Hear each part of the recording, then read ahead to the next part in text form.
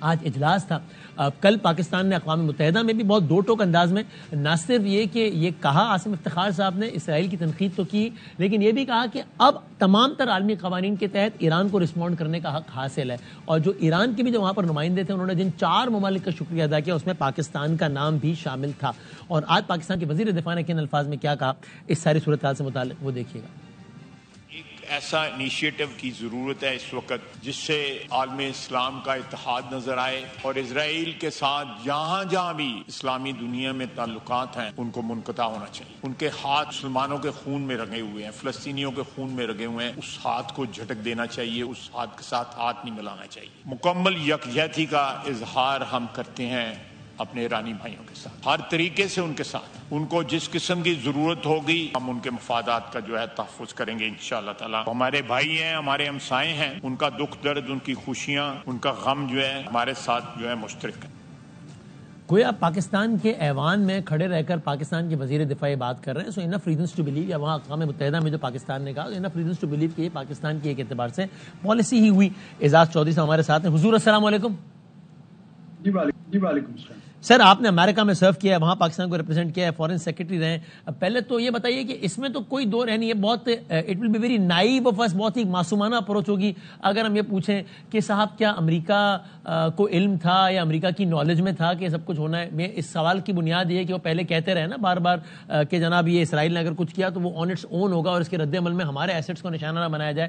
تو کیا کسی بھی قسم کا کوئی شک کہ امریکہ کی نالج میں تو ہو گئی، کیا پشت پناہی حاصل تھی اس سارے معاملے میں، اس اٹیک میں یا نہیں؟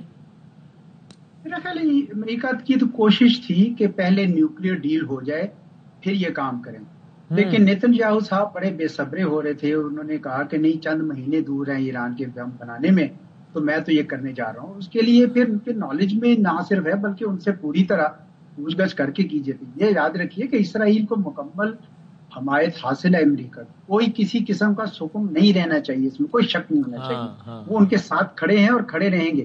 ہاں البتہ وہ یہ نہیں چاہتے ہیں کہ ایران جو امریکہ کے یہاں مفادات ہیں، اڈے ہیں، ان پہ حملے ہوں. اور میرا خیال ہے ایران بھی نہیں چاہتا. وہ تو پھر دائرہ اتنا پھیل جائے گا جنگ کا. اس وقت تو صرف اور صرف ایران کی ایک ہی ہے جو عزم ہے کہ اسرائیل کو ترکی بترکی جواب دیا جائے. اور میرے خیال میں کل رات جو انہوں نے جواب دیا اس سے صاف نظر آ رہا ہے کہ ایران کے اندر یہ استطاعت تھی. بعض لوگوں نے سوچا کہ یار اتنی بڑی انٹیلیجنس فیلئر ہوئی، پوری عسکری قیادت نکل گئی تو شاید ایران کے لیے اٹس اوور. میرا یہ خیال تھا اٹ واز ناٹ اوور. ہاں لوگ کہہ رہے تھے کہ یہاں سے تہران سے جب راکٹ اڑے گا وہ تل ابیب تک پہنچے گا ہی نہیں، رستے میں اردن اڑا دے گا، شام میں اڑ جائے گا، یہ ہو جائے گا وہ جائے گا. لیکن پھر تل ابیب کی عمارتوں میں اور تباہی کے مناظر دیکھے سب نے، اور ان کے ملٹری ہیڈ کوارٹر کو ہٹ ہوتا ہوا دیکھا جس کو فاکس نیوز نے رپورٹ کیا. دیکھیں اسرائیل کے پاس تو ایک لامتناہی سلسلہ ہے ویپنری کا جو امریکہ سے مل سکتی ہے. ایران نے تو ایک پچھلے 45 سال سے جنگ کا مقابلہ کیا ہوا، اس لیے کہ اس کے اوپر تو سینکشنز لگی تھی امریکہ کی. اور امریکہ میں اس کی رجیم چینج کے لیے بجٹ رکھا جاتا تھا. پھر انہوں نے عراق کے ذریعے ایک جنگ کروا دی، 10 سال کی ایران عراق وار کروا دی. تو ایران تو عادی ہے اس ساری چیزوں کا. میں توقع یہی کرتا ہوں کہ ایران کے پاس اب جو ہے انہوں نے اپنی وہ ساری جو بھی ان کے پاس ایسٹس ہیں، ملٹری ایسٹس، وہ ایک جگہ نہیں رکھے ہوں گے.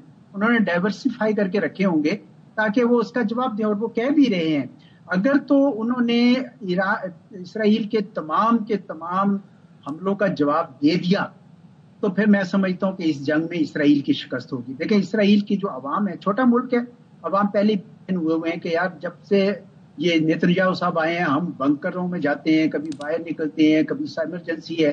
جبکہ ایران تو ایک بہت ہی وسیع و عریض ملک ہے، ہمارے رقبے سے 2 گنا زیادہ اس کا رقبہ ہے، بلکہ اس سے بھی زیادہ ہے. تو وہ میرا خیال ہے کہ اتنی جلدی وہ نیتن یاہو صاحب اس کو شکست نہیں دے سکتے. اگر ایران کے پاس استطاعت ہوئی تو یہ، اور لمبی اگر ایران نے جنگ کر لی تو یہ بیٹل آف نروز بھی وہ جیتے گا. اسرائیل کی یہ بھی خواہش ہے کہ کسی طریقے سے رجیم کے خلاف ایسا جذبہ پیدا ہو جائے کہ ایران میں رجیم چینج ہو جائے. سو دونوں طرف یہی ہے، یہ بھی یہ چاہتے ہیں کہ ان کی بھی رجیم چینج ہو جائے، وہ چاہتے ہیں ان کی بھی رجیم چینج ہو جائے.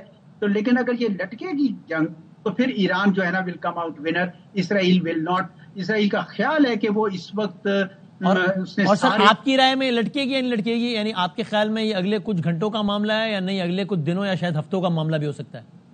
جی بالکل. یہ لمبی طول پکڑے گا جی یہ والا، کیونکہ ایسے نہیں ہوتا نا، ایسی جنگوں کا فیصلہ ایک دم سے اس طرح نہیں ہوتا ہے. اور اگر تو ایران نے جواب دے دیا صحیح قسم کا تو پھر تو اسرائیل کے اوپر دباؤ شاید امریکہ سے آئے کہ بھئی اب آپ یہ کام نہ کریں، ٹھیک ہے اگر آپ جیت جاتے. وہی عالم جو انڈیا کے ساتھ ہوا نا، انڈیا کو بھی تو سپورٹ یہی تھی نا کہ بھئی آپ جو کرنا ہے کر کے دیکھ لو. جب وہ پٹ گیا ان کا گھوڑا تو تب انہوں نے اس کو روکا، انہوں نے کہا یار یہ تو آپ تو اس طرح نہیں چلے جس طریقے سے آپ کو چلنا تھا. تو چنانچہ میرا خیال ہے کہ اسرائیل کا بھی جو گھمنڈ ہے یہ ٹوٹ سکتا ہے. ابھی تک تو وہی سمجھتا کہ اس نے ایران کی ساری جو ساتھی تھے حماس حزب اللہ ختم کر دیا، سیریا کے رجیم چینج کر دی، عربز میں سے اکثر ابراہم اکارڈ میں چلے گئے. تو ایران واحد ایک ان کو آبسٹیکل نظر آ رہی تھی ان کے جو مین آبجیکٹو ہے گریٹر اسرائیل کا.